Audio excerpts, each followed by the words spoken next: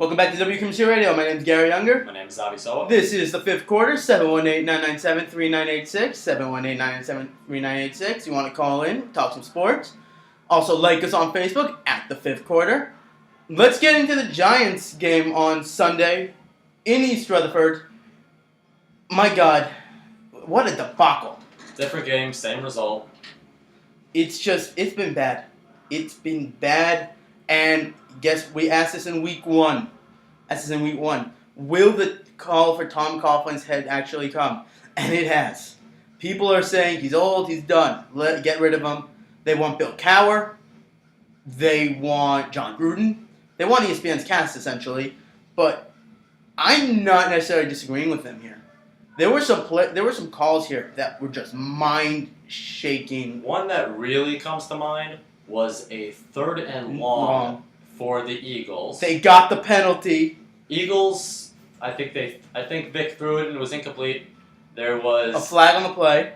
It was a hold. It was holding on the offensive line. 10 yards, and they mind the Eagles were non-field goal territory, not field goal territory even before the penalty. So you can decline the penalty, have them punt the ball, and get the ball back, and at least give Eli Manning another shot. But no, Tom Coughlin decides to take the penalty, make it 3rd and 19, and try to get better punt position. I don't know what the rationale was there. And what happened? Obviously, what is going to happen when you challenge the Giants' defense to make a play? That's like that. I don't even have an analogy for that. That's the perfect way to put it. I mean, good job by the Giants' defensive line by actually getting in Mike Vick's face on that play. JPP was a bright spot. I'll give him that much. He looked a little better. But on that play, Mike Vick scrambles, and obviously the secondary is nowhere to be found. Of course not. He runs. What secondary?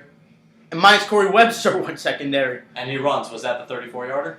I don't think that was 34-yard. I think he got about 19 on that one. Okay, but he gets the first down. Yeah. No, he gets the first down easily on that one. Just literally head-scratching plays called by Tom Coughlin. I mean, that first and foremost cannot happen. I mean, Mike Smith, who runs the ball with Jacquizz Rodgers with 1 second left against the Jets defense, would not be doing that. No. Tom Coughlin, so many questionable calls, and that was just the biggest highlight, if you will. So many bad calls in this game, and I actually think, and I can't believe I'm saying this because I've been a Coughlin supporter, it might be time for him to go. Now, you don't fire him. I think you need to have a meeting. He and Reese need to have a meeting, a mutual goodbye, because they made the playoffs last year. They look beyond terrible this year. I don't, and I can't believe I'm saying this, but I think it might be time for Tom Coughlin to go. I mean, I really think the only way this team gets better when you fire Tom Coughlin is if you fire him as head coach and make him your new left tackle. It's not. I can't blame Tom Coughlin for the offensive line issues. Of course not. Of course, and you can't blame him for David Wilson getting hurt. Those are issues attributed to injuries. David Wilson by himself has already been a disappointment, but when you pair it with the offensive line that he's had, you can't really blame it all on Tom Coughlin. Of course not. And it all starts with the offensive line. On offense, Eli Manning has little time. He feels pressured. He's going to rush the throws. 3 picks again yesterday. And that's the problem. And that's, again, Eli has been his own worst enemy here. He gets in his own head. Doesn't know how to throw the ball away also. He doesn't know how to throw the ball away, but you can even forgive that. The picks are stupid picks. And what he does, and he's done this in every single game, the game's getting late. It's all in the fourth quarter around. It's getting late. He gets worried. He gets in his own head. Even if it's a one-score game, he starts trying to force plays. He starts looking for ones that aren't there, and he throws picks. There was one pick, the one against Victor Cruz, was not his fault. It was just a beautiful play. It was a beautiful play on the part of the Eagles. Right. But the other two are inexcusable. And one where a defender's right in his face, and he's just trying to get rid of it, but instead of throwing the ball away, he throws it, and defender hand hits it, and it just flutters up in the air for about 5 yards and gets picked off. Eli's numbers, 24, 52, 334, 2 touchdowns, 3 picks. But I don't know what Eli is. That the offensive line? I can't even answer that question. It's still part offensive line. I'm not going to give Eli Manning an out and just. I'm not exactly. It's not. I'm not giving him the out. And I mean, credit to him for being able to throw for 334 yards with And this he- offensive line and But to be and a fair, banged-up receiving to core. be fair, no, it's not that banged up of a receiving core. I mean, a little bit. Not really. He had You got- all his guys out there. It's you not. got- It's not a Roddy White situation No, I mean, where he's running on one leg. well, Knicks is always running on one leg. Well, basically. of course, but you know that coming in. And credit to Ruben Randall for stepping up big time. And credit to Hakeem Nicks. Let's go over those numbers. Hakeem Nicks 9 catches, 142 yards. Ruben Randall 6 catches, 96 I mean, yards. explosiveness out of And Knicks 2 we haven't seen touchdowns. for a long time. No, Hakeem Nicks looked fantastic. Ruben Randall looked very good. Victor Cruz was the odd man out here. He didn't look so good here, and he was getting visibly frustrated on that sideline. And it's not like the Eagles' defense is a force to be reckoned with right now. No, that Eagles defense is horrendous in every way. You saw Peyton Manning lit up like a Christmas tree. Now, granted, it is Eli. It is It is Peyton who's on, and we'll get into that game after the next break. But this Eagles defense is horrendous on its own right, and that's the only way that they got this close because really on that offense, there wasn't much of a silver lining besides Hakeem Nicks. David Wilson finally scored his first touchdown But Did still the double carried, flip? But still carried 6 times for 16 yards. before and he left the game with an with a injury. neck. Unrelated to the flip, at least not directly related. It wouldn't surprise me if that triggered something, and if that did, David Wilson has to be suspended, in my opinion, because they warned him time and time again, do not do the flip, do not do that celebration, and not only did he do it, he did it twice. That's just direct disrespect. But the neck injury didn't come on that. Breaking news into the 5th quarter here. Patriots doctors inform Ron Gronkowski he's been cleared to play And we'll play against the and Saints will on Sunday. play against the Saints this Sunday, so the return of Rob Gronkowski seems imminent for Week 6. And that happened after the release of Zach Sudfeld. So I'm pretty sure like the Patriots knew coming into this week. Yeah. Zach Sudfeld picked up by the Jets, by the way. I'm interested to see what they'll actually do. Yeah. Was Zach- a great, fantastic training camp guy, but And then not a game. everyone had him as their fantasy sleeper of the year. Nah, Yeah. he's sleeping. He's sleeping. He all is right. pretty much sleeping. I think that's the way to put it. But, and this wasn't even a great, and let's keep in mind, the Eagles didn't play a fantastic offensive game. LaShawn McCoy had a very bad run game. 20 runs, 46 yards. Credit to the Giants' defense on that. You know, again, the one silver lining, the front four looked better, specifically But the JPP. secondary. Secondary is just atrocious. They didn't have Corey Webster in this game. Terrell Thomas I can't believe he's healthy this far, but he's still just not a good corner. Yep. The safeties did nothing. Mark Herzlich, wonderful story. Roll also. Antro Roll played okay, not great. But when Vic scrambles. Prince of and- Mukamara, meh. Right, but when Vic scrambles and gets past the front 7 and relies on this, and you rely on the secondary to get to him, he's going to get big chunk yards.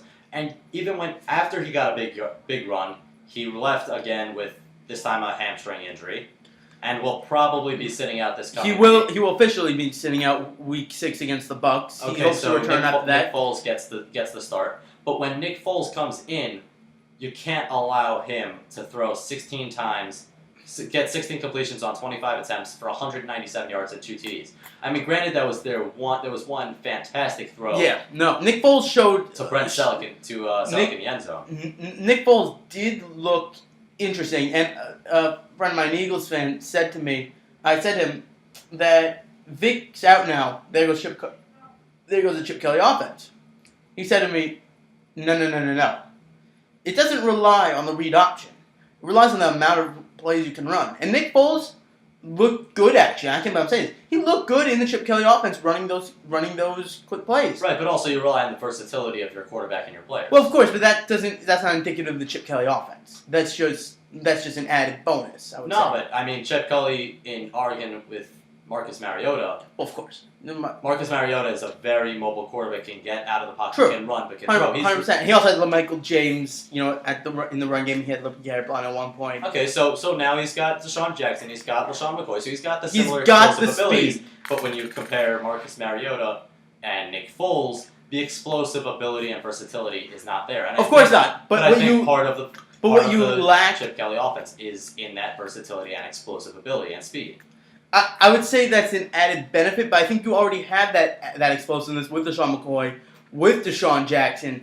I think Nick Foles, and I'm not saying this is definitive. I could very well be wrong here.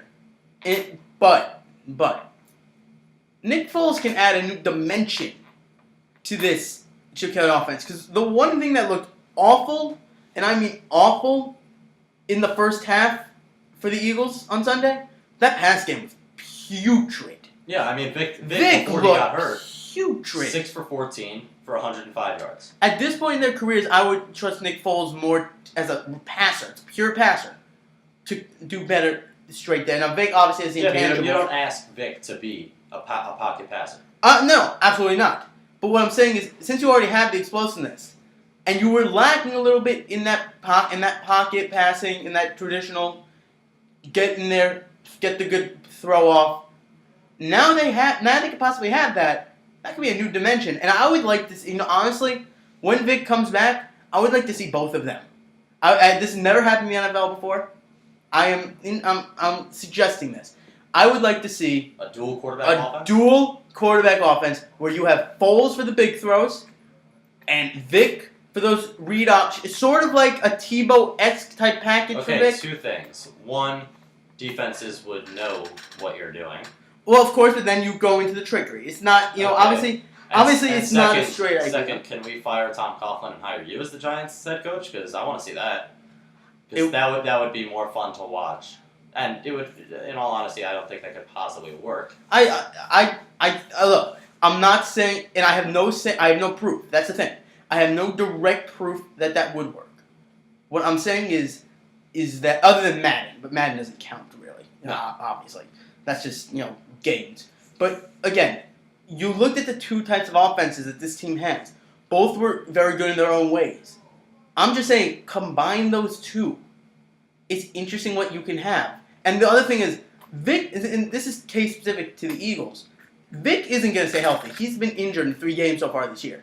I don't think he's played a full season since, was it 07 maybe? We're being optimistic, but let's say 07. He hasn't played a full. He's Darren McFadden in the quarterback position. Exactly. He's part of the All NFL injured IR team. Yeah. And that's what I'm saying. And that's part of my argument. Vic's not going to stay healthy, so why not, instead of just throwing him out there until he gets hurt and then you have to go Nick Foles full time, go sort of half and half. You declare one of them starter. I would actually say declare Nick Foles a starter, but you use Mike Vick in a bunch of special packages. I think that could work very nicely. It seems like Tebow, but he brings so much more to the table, like an actual arm. Well, that's the thing. That's the exact thing that I was about to say. Yeah, but Mike Vick he's not a commodity like a. At this point. He's not a Tim Tebow kind of guy where you just throw him in there just to confuse you. But I'm not. That's the thing. I'm not suggesting just so much more than that. He's an actual quarterback. He has much more. But he's a broken down quarterback. Again, he hasn't played. I don't think he's played a full game this whole year. Can you think of a full game he played this year that he wasn't out for a few series? I think the first game of the season. No, you might be right. The first game of the season. Okay, but yeah, we know the premise is he's the premise is that he's hurt a lot. So you have an option here to throw him out there until he's done, and then you have Nick Foles come in. And look, this team doesn't have a great record right now. They're 2-3. I think they're 2-3 right now. Yep. They're not we're talking about them like they're a 4-1, 5-0 team. They're not a good team right now by any stretch. I mean, there's a lot of holes. The defense has been The defense has been awful. Defense has been disgusting. What I'm saying is that I think with going as Nick Foles as the full-time starter, and having packages for Vic as opposed could have more benefits for this Eagles offense. I mean, pending they can run a similar amount of packages. I don't think they run 53, but let's say they run 40.5. I think this would work very nicely for this Eagles team. I think this could give them the division. I mean, when I look at Foles, all I think of right now is Geno Smith because I liked what we saw this past week. But we don't know what we're But it's so limited. Of course. Nick Foles was a very limited quarterback last year when he had to come in pressure situations. Absolutely. He was hurt again. But the Eagles were awfully ashamed. That was a different regime entirely. That was the Andy Reid farewell regime, the 4-12 team. True, but system doesn't make the quarterback. It changes the quarterback. Philip Rivers. A system can also break a quarterback. Yes, but Philip Rivers is not a completely new quarterback under Mike McCoy than he was previously. You're just using him differently. You're using him properly. That's the thing. Right. So I think... But we don't know if there's a proper way to use Nick Foles because you don't know what you're working with, essentially. That's true. Yeah. 100% true. Again, all I'm suggesting. That's a very drastic move to name 2 starting quarterbacks because you don't really know what you got really with either of them. Right, but at this you never point, know what you're getting that's true. from either. That's true. It's a boomer, but here's the thing: it's a boomer bust move. The Eagles are a boomer bust team. Exactly. This could be a. You're just adding risk on risk. Yeah, no, you're not adding that much more risk because already, again, Vic's not going to last the whole year if he keeps playing like this. He's not going to last the whole year if you make him half your quarterback. Yeah, he would. He would last half the year, I would say. But here nor there with my hypotheticals isn't the point here. The point is that, and let's move on to the team of the minute. Giants have been awful. Absolutely atrocious. Still starts with the offensive line. Starts with the offensive line. When you got no run game and your defense gives up so many points, then you have to pass the ball. Then the defense knows what you're doing. Then the offensive line gives up sacks and pressures Eli, which makes him throw more interceptions. It's not all on all that besides Eli. There's definitely bad decisions by Eli, but he's getting pressured, he's getting rattled, and it shows on the field. Absolutely. And on the defensive end, you need that front forward step up. They did it. They showed a little They're something. looking a little better, but they need nothing an great. explosive game. And they need a statement game. They need a 38-0. And that's what I personally saw on Sunday when I was watching the Arizona Cardinals beat the Carolina Panthers. Darryl Washington came back from a 4-game suspension, and the defense, they've been shaky a little bit all year. The run defense has been strong. Secondary's been an issue, just like the Jets, but they had a statement game. The secondary was strong. The front 7 was strong. They had 7 sacks and 3 interceptions. Ironically, the Giants also had a player come back from the 4-game suspension, Will Hill, their safety, and he had a decent game. He did have a decent game. Right, but you want to see some of that old pass rush that you saw from the team that is able to actually win a game and make the playoffs. Now, I'm not saying that you're talking playoffs right now. I'm talking win a game. They got the Bears on short rest this Thursday. I'm not confident that they're taking that game. Where's that game? In Chicago or New York? I believe it's in Chicago. Let me take a look. It is in Chicago at Soldier Field. That one's going to be a bad one. Especially considering the way the Bears receivers are working right now. Brandon Marshall still Brandon Marshall. Alshon Jeffrey is incredible right now. He's lighting it up. We'll get into him after the break. The past 2 weeks he's had are fantastic. Over 300 yards and 2 TDs the past 2 weeks. The next 3 games for the Giants are at Soldier Field, home Monday night against Minnesota. Then they go to the Link to play the Eagles. The Monday night game, they'll have a very long time to prepare for. Yeah. Because they'll have a long week playing off the Thursday game plus the Sunday to prepare. If they're 0-7 after that game, there could be a firestorm. If they lose... I don't think Coughlin will be on them, but Gilbride and Fuel could be gone by that point. I see that. If they lose this coming week, the fire will continue to burn, but I don't know if we see the big explosion. But Monday night, you have to win that game. At home, you had almost... We're already not giving them a chance against Chicago for the most part. I don't want to discount it. But it's not likely. Chicago did start 0-3, but they are They have Their very defense good... shaky. The defense has been shaky, but they have a very good receiving core to kill that awful secondary. Jay Cutler is extremely mistake-prone. Absolutely. No, they have a chance. Mike Vick is extremely mistake-prone, but luckily he got out of the game and you saw more stability with Nick Foles. Jay Cutler is a mistake on a mistake on a mistake waiting to happen. You have to capitalize. And they also have Matt Forte. Let's keep in mind, he's had a resurgent year. He's been playing beautifully. And the Bears' offensive line, although they've been stronger this year, it's still the Bears' offensive line. The line on the game is Chicago minus 7.5. I would take that. I would buy the half point. Yeah. I would buy the half point, make it Chicago minus 7, but I think that's a good number. I'll give the Giants 15% to win this game. I don't like it. I mean, then again, we gave the Jets no shot to come in to Atlanta and beat the Falcons, while they're still a fairly strong team, though they're missing some pieces. Fair enough. I think the Giants have a shot, but there are bright spots. Eli doesn't look completely terrible. There's issues with him, 100%. The problem is that we have. Bad, I know, but if you can somehow, we don't know David Wilson's status for this coming game. It's doubtful, I think, but we're not sure. The problem is we have to, and just Brandon going back Jacobs to what you said, is not a viable replacement. No. Don't even pick him up in your fantasy league, people. No. Do not. The problem is that we have to say here Eli Manning is not as terrible as he's looked. No. As a top 5 quarterback last year that everyone's finally anointing, we shouldn't have to say that. He's not a top 10 quarterback right now. I don't know top 15 even. If we look through this list right now, look who we got right now. Brady, Manning, Rodgers, Breeze. You've got Alex Smith, who's looked beautiful. You've got Stafford, I would put up there. Stafford, absolutely. I put Matt Ryan up there. Who else do you got? Cam Newton. He's had a bad year, but I put. I would put him up there just because I think it's more Ron Rivera and the play calling. And Yeah, Ron Rivera needs to not go giving in Carolina. not giving Cam design runs and opening up the play action. Joe Flacco, better quarterback right now, I I would mean, say. he's elite, isn't he? Of course. I'm mocking. Of course. Honestly, actually, I'm looking. Tony Romo. I give Tony Romo. Romo. We'll get into that game. Oh, we'll get into that right after this break. Kaepernick is playing better. Better, but not good. Right. Better, but not good. Russell Wilson's playing better. Russell Wilson's playing a lot better. He doesn't have like the explosive numbers, but he's playing as a better quarterback. Right. Exactly.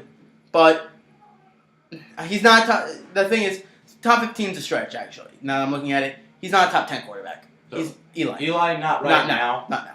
And that's bad, since we were calling him a Hall of Famer. And I'm not gonna take him off the hook and say none of it's his fault, but No. it's a shared. It's shared blame all around.